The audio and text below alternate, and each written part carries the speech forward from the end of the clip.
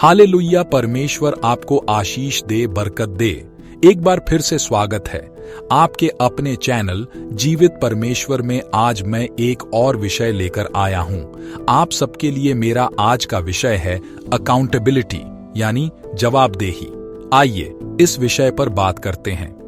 देखिए, जवाबदेही एक वह रास्ता है जिससे व्यक्ति अपने किए गए कार्यों और निर्णयों के लिए जिम्मेदार माना जाता है। यह धार्मिक और नैतिक मानवता के कई सिद्धांतों और धर्मों में पाया जा सकता है, जैसे कि बाइबल के अनुसार जवाबदेही का मतलब है कि हम अपने विचारों, शब्दों और कार्यों के लिए खुद उत्तरदायी हैं और हमें अपनी जिम्मेदारी का ठीक से पालन करना चाहिए। बाइबल में यह सिखाया गया है कि हमें दूसरों के प्रति सहानुभूति और न्यायपूर्ण व्यवहार दिखाना चाहिए और अपने चुने रास्ते पर दृढ़ रहना चाहिए। जैसा कि बाइबल के गलातियों 6:7 में लिखा है, धोखा न खाओ।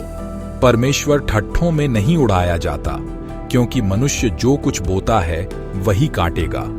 इससे स्पष्ट होता है कि हम जो करते हैं उसके परिणामों के लिए हम खुद उत्तरदायी होते हैं। इस तरह से बाइबल में जवाबदेही का मार्गदर्शन किया गया है कि हमें अपने जीवन में उचित और नैतिक निर्णय लेने के बाद उन पर खड़े होने की जरूरत है और उन निर्णयों के परिणामों का स्वीकार करना होता है। देखिए, यहाँ हमें एक अहम सीख यह मिलती है कि हम दूसरों के साथ धैर्य और समझदारी से पेश आने चाहिए और अपनी प्रतिबद्धता को दिखाने के लिए तैयार रहना चाहिए। याकूब 1:19 इस विषय पर प्रकाश डालते हुए कहता है कि हे मेरे प्रिय भाइयों, यह बात तुम जानते हो, इसलिए हर एक मनुष्य सुनने के लिए तत्पर और बोलने में धीरा और क्रोध में धीमा हो।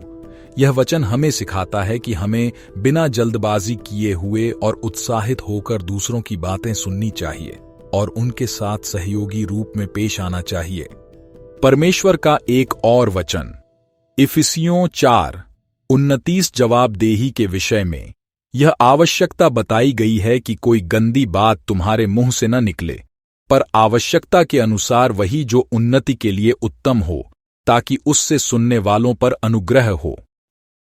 इस प्रकार बाइबल में जवाबदेही की अधिक जानकारी दी गई है, जो हमें अपने कार्यों और व्यवहार में सही और नैतिक दिशा में चलने के लिए मार्गदर्शन प्रदान करती है।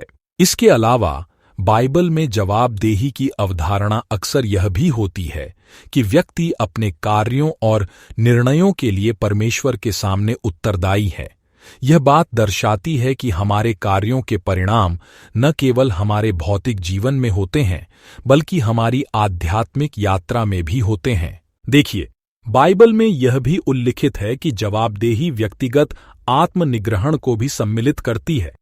इस विषय में मत्ती 5:29-30 कहता है कि यदि तेरी दाहिनी आंख तुझे ठोकर खिलाए तो उसे निकालकर अपने पास से फेंक दे, क्योंकि तेरे लिए यही भला है कि तेरे अंगों में से एक नाश हो जाए और तेरा सारा शरीर नरक में न डाला जाए।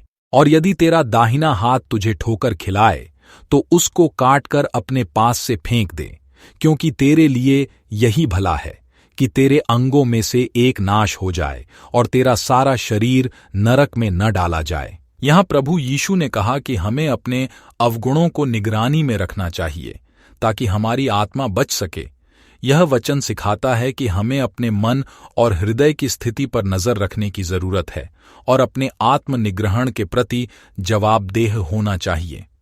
प्रभु का वचन 1 यूहन्ना 1:7 हमें समझाते हुए कहता है कि जैसा वह ज्योति में है, वैसे ही हम भी ज्योति में चलें तो एक दूसरे से सहभागिता रखते हैं, और उसके पुत्र यीशु का लहू हमें सब पापों से शुद्ध करता है।